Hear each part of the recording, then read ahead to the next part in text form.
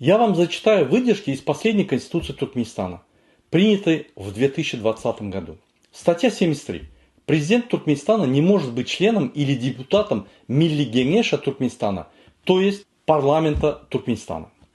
Статья 87. Член Халк Маслихаты или депутат Меджлиса не могут одновременно занимать должность члена Кабинета министров, хакима, арчина, судьи, прокурора.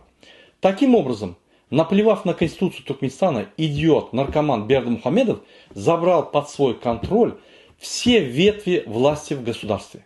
Самое удивительное, ни одна пресса, ни один журналист, ни одна организация по правам человека во всем мире даже слова не сказала.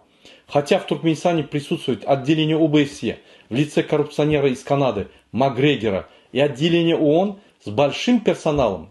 Этот случай не только не отмечен, а поддержан дипломатами ООН и ОБСЕ, находящимися в Туркменистане.